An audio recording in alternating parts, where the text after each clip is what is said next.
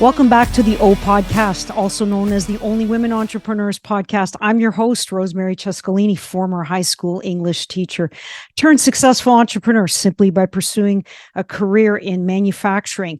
For over 30 years, I worked at Royal Door Limited, a family-owned business designing and crafting custom wood doors for thousands of people coast to coast. Now, my new initiative is Running O, where we explore the remarkable journeys of women who've fearlessly embraced alternative careers in construction, manufacturing, mining, and entrepreneurship.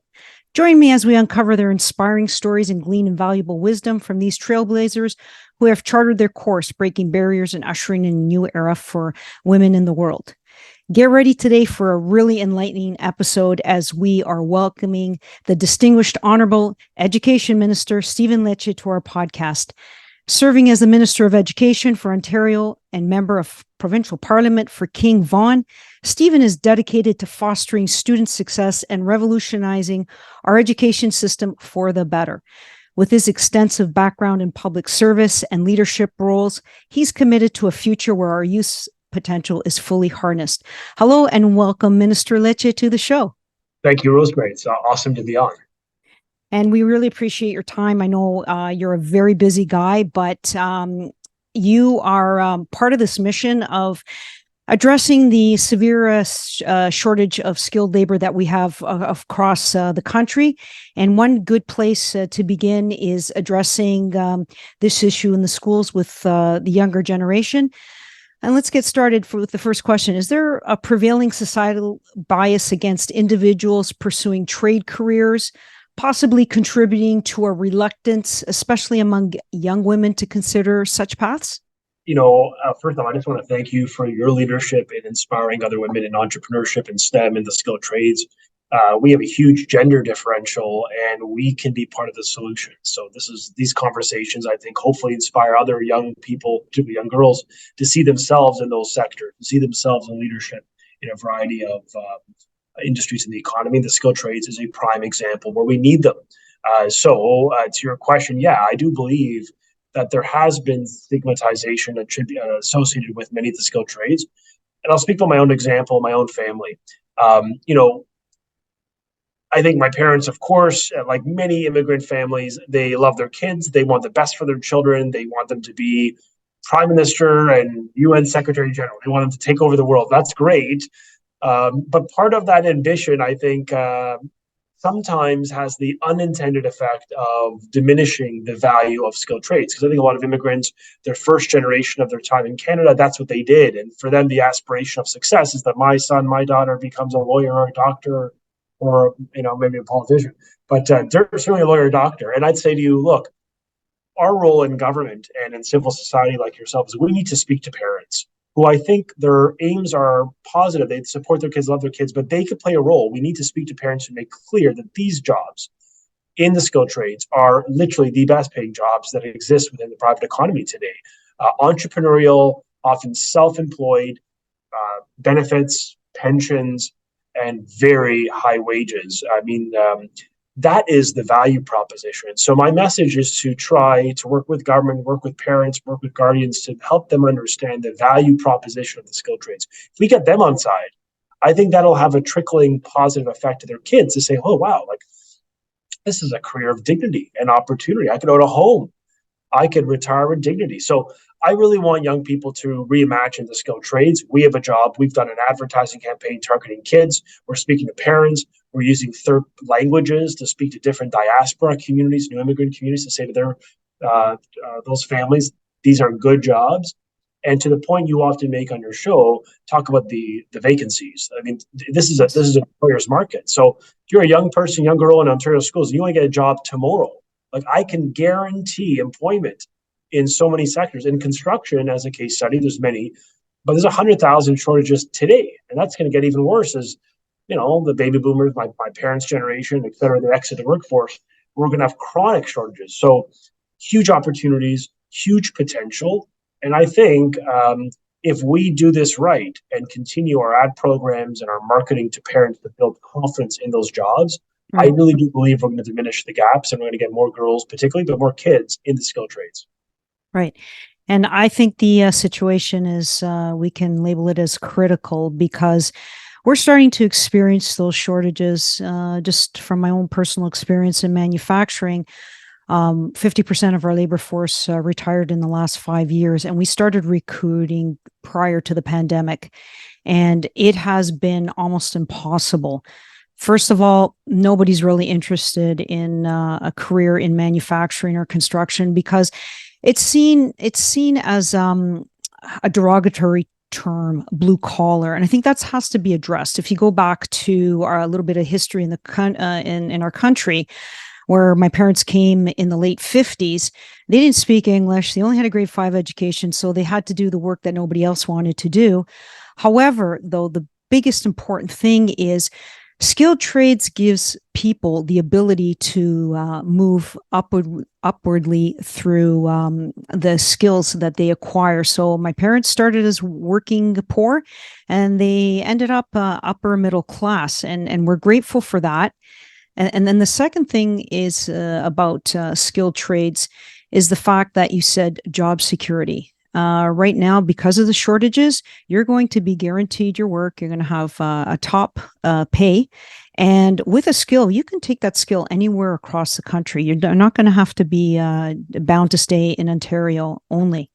It's just a reminder for me of what's possible. You know, I often speak to young people and I say, "What's holding you back?"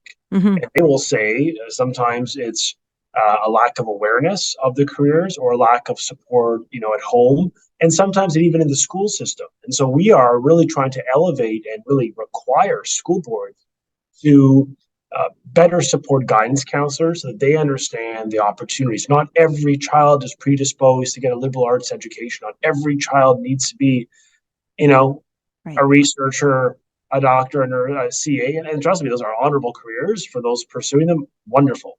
But that is not the only option for every Right. child. And we need to reimagine opportunities according to the skills of those young people. Mm-hmm. And a lot of young people I spoke to, they said, like, I told them I have skills for the skill trades, but this default was university.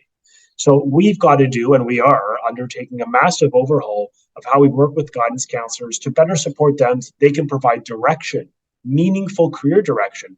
The other component is they've got to understand the labor market, where the puck Right. is going when it comes to the economy. There's huge change in AI, in EV, and electric vehicle technology. Ontario's becoming a global center of it. We have the resources in the north, and we're manufacturing literally in the south. The largest overhaul and investment of auto in Ontario in a generation. The largest single investment happened in Ontario just a few months ago under our government. So this is good stuff, but we need people. So we are now in a massive way through expansions of skilled trades learning in our schools.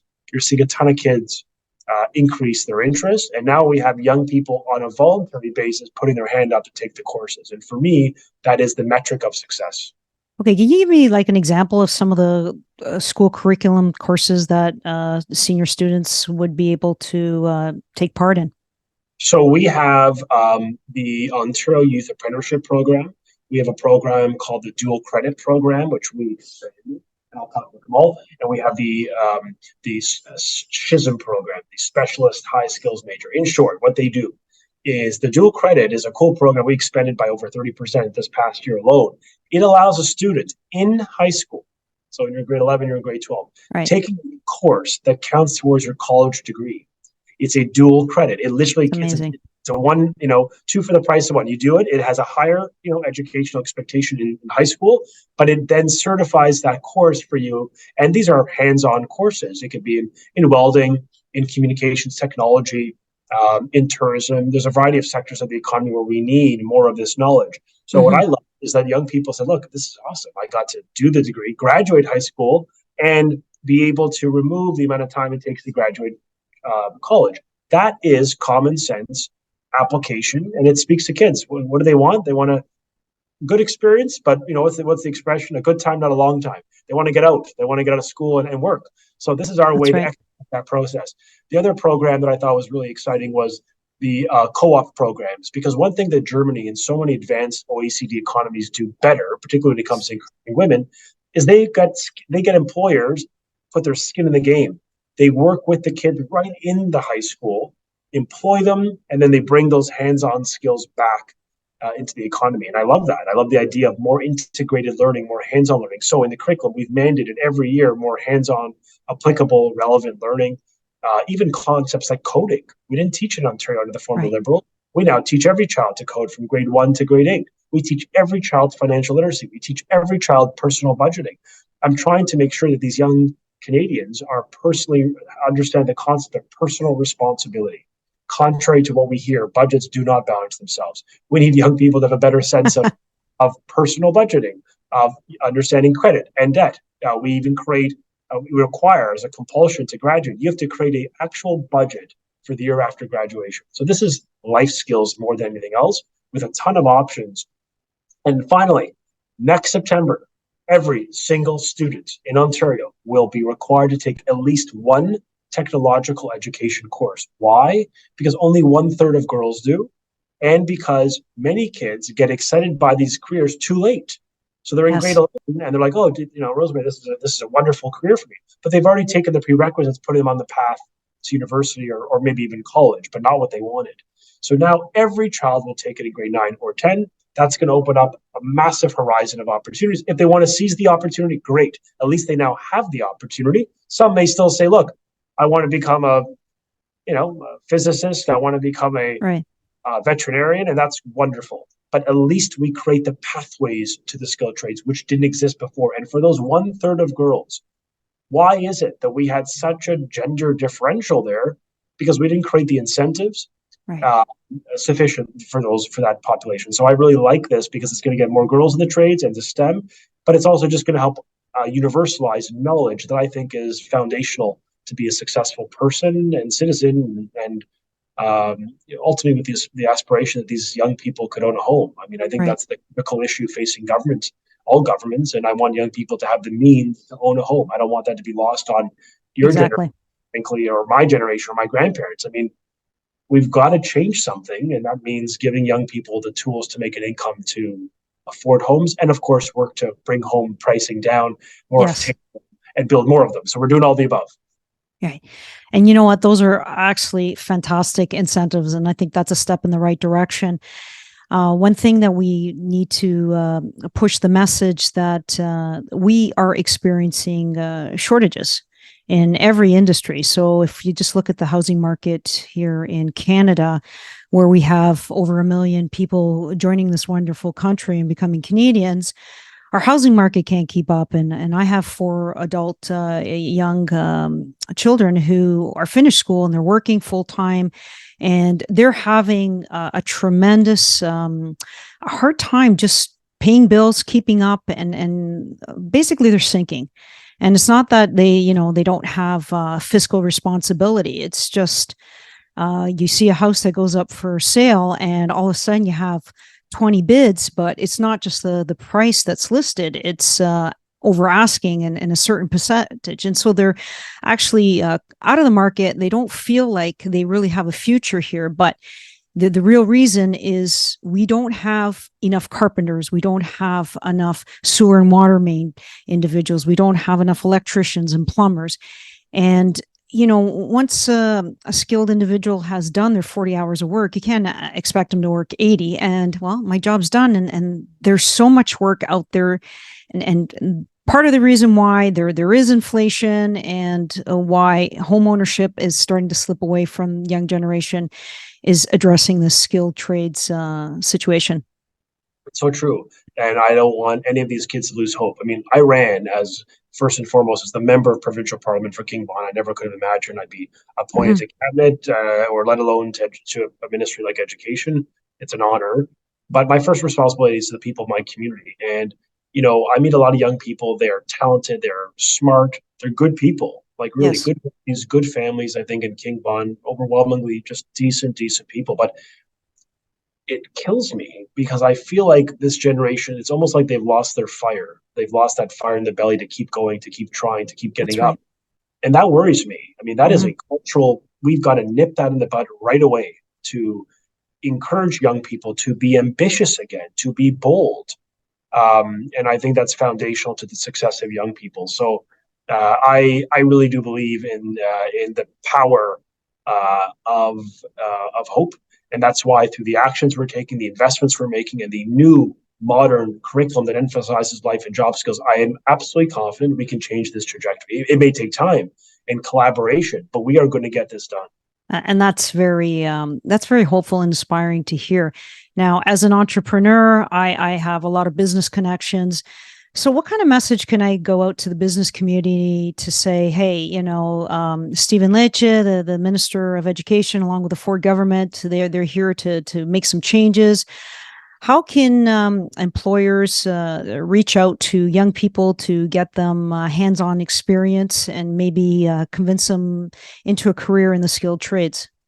Yeah, well, I think the first thing is we had the dual credit program and the co-op program. And what we Right. need is we need employers to put their hand up to say, look, I will work with a young person in my place of work while they're in school. We're not asking we're asking them to dedicate some of their time to build capacity, knowing that at the end of this learning journey, they then now have access to highly talented, skilled labor. So it's a win-win. So we need, of course, employers to put their hand up to seek involvement and to be willing to embrace young people. Some of them are, and that's amazing. Some of them, we're trying to change that culture where maybe they were a small business, they're scaling to a medium, and now they need more people. So Right. we're working with the labor market, with chambers of commerce, boards of trade, and a variety of ministries to help bridge those gaps and connect the dots. The second component for the employer is just to know that for many years under Ontario, the former curriculum, under the former government, I mean, it was disconnected from the labor market. I mean, Mm-hmm. so many young people would say to me, I'm learning skills for like a decade ago. And you as a mom would have heard this, this annoying rhetoric, but it's not annoying because it's true. It frustrates me to hear it. Why did I learn that today? How Yeah. many times have I heard that from a student? That means what we're teaching kids, both from the student's perspective and the employer's perspective, is disconnected from the competencies required for success. So we're now emphasizing hard and soft skills, emotional intelligence, technologically. The aim is to build an emotionally intelligent, technologically savvy, ambitious, proud, patriotic, and personally responsible citizen that's ready for the jobs of tomorrow. But to do that, we've got to master the foundations. And I want employers to know that for many of these employees they see or candidates they interview, they feel like maybe some of these young people don't have the foundational skills. I am, as a matter of mandate, requiring every school board in Ontario to get back to basics, build skills that actually matter in life: reading, writing, and mathematics, and financial literacy, competencies that will be beneficial for them well beyond grade 12. Life. Exactly. And I know you've advocated for this in the past, and it's common sense. But for so long, governments of the past removed. We didn't teach kids cursive writing. We didn't teach them phonics. We didn't teach them critical thinking skills. This year is the first year under the new language curriculum where every child's learning cursive writing. They're learning phonics. We're restoring that type of knowledge that has worked when it comes to reading.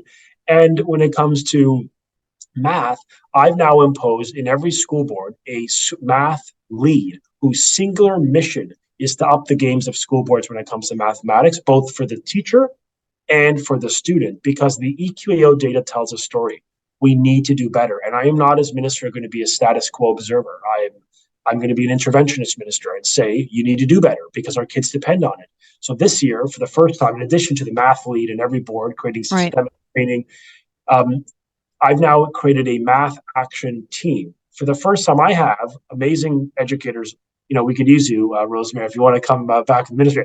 But great Absolutely. educators, we deploy them to school boards who have been in the lowest quintile of performance on math. How is it possible? A decade plus, you've been at the bottom. So now, fair enough, something's wrong. I'm going to send in the best math leaders that I could second into the board to change the culture and change the outcomes. So this is a wholesale change of how we do government. It can only be achieved with the support of parents and employers. We need your continued support on school boards to keep the pressure on, to step up our game and to refocus our energies on what actually matters, which is the back to basic knowledge. Actually, these are amazing changes. I am thrilled to hear about them because it sounds like the education days when I was growing up.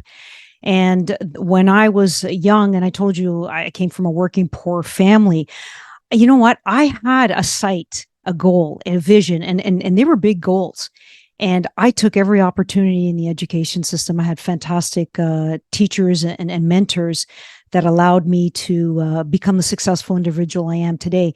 And to see that coming up in the curriculum and the changes that you're making, that's tremendous. That's going to be very hopeful and inspiring, even for parents like me that, I'm going to be in the cycle in a few years, perhaps a grandparent. And I'm not really happy with the education system as it is today, because like you said, they need to learn life skills and they need to be able to feel success and that goals are reachable. And I believe that this program that you are creating with your government is going to have a very positive impact. I just need time to implement. And people like me, yes, I am on board. You let me know, I will be at the service. I will gladly do it.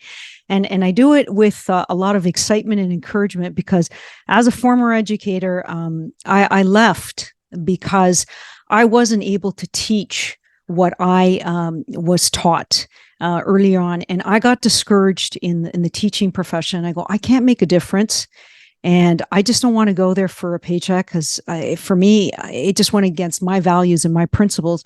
And hence, I went to another career. But you know what? You lose good people like me that care for the students, and it's so important to realize that these kids, they're young minds. You're shaping. You've got an incredible responsibility, and you can't let them down, because you're letting down a generation. No, and I know that if I did, the good Cescolini family would give me heck. So I have a lot of skin in the game, folks, for those watching, that I got to get this right now. And it's even for my nieces, my own nephew. I want my own family to succeed. For me, it is personal, but it's also existential to the future prosperity of our country. We want a strong, free, democratic nation that is prosperous. We need our young people to think critically. This year, to your point about sort of this feeling that you couldn't do what you did best, which is inspire and educate and teach kids skills, I require educators, the curriculum in the new language curriculum, to teach critical thinking skills. Why? Mm-hmm. Because many young people were saying to me, I was being taught what to think, not how to think critically. This is the case study of your concern, and now it's being abolished. We're restoring critical thinking skills. So I want young people to think. I want them to feel like it's okay to debate civilly, to disagree, to learn skills of debate and discourse, to understand that it's healthy in a democracy not to be a group thinker, to think, to challenge assumptions. That's how our educational experience flourishes, by young people playing a challenge function in class and being confident to do it. So we are changing the culture. It's taking time, but I will tell you, it is well supported by the people of Ontario. They are desperate for a government to have the chutzpah to do the right thing, and we are going to do the right thing and follow through on our commitment to parents, which is get back to basics, focus on STEM, life and job skills as the emphasis, and of course, continuing to elevate standards in schools, because I believe academic achievement has to be the center of school boards. And I want them to spend more of their time doing that. And that's incredible. And I know there will be positive results. There's a lot of people out there that will support these changes. And I definitely will get the message out to all my contacts. For our listeners who want to connect and learn more about you, where can they find you, Minister? Well, first off, my website, stephen.lecce.com, is my MPP website. Of course, you can contact my office at any time, both the ministry or the constituency. stephen.lecce at ontario.ca is my ministry. stephen.lecce at pc.ola.org is my constituency. So if you happen to live in King and Vaughan, use that one. You're a citizen of the province, I want to hear from you too. Use the Ontario one. Either way, I do my very best to touch base with people. I appreciate the feedback. And more importantly, Rosemary, I appreciate you for making this a mission on your own time, your own dime, to inspire young girls, particularly to see themselves as future STEM and skilled trades leaders. And I'm telling you, we need them. So just want to express gratitude for your leadership as well. And you're welcome. It's great to serve, because I'm grateful for my situation in life, and I just want to pass that on to a future younger generation. Thank you so much, Minister Lecce, for coming on the show today. Only Women Entrepreneurs is here to support and guide women on their entrepreneurial and alternative career journeys. To learn more about all the free resources we offer, visit our website, onlywomenentrepreneurs.com for insights, interviews, and content tailored specifically for women navigating an alternative career in the business world. Here you can also find my personal development and business courses to help you on your journey. Whether you want to start a new business or you want to get to the next level of your career, I can help guide you every step of the way. Book your free consultation today, and be sure to follow us on social media at Only Women Entrepreneurs to connect with our vibrant and growing community of like-minded women who are making their mark in various industries and exploring what this world has to offer. Your path to success is important to us, and we're here to provide the tools, resources, and inspiration you need to be all you can be. Thank you so much, everyone. I look forward to the next episode. Thank you.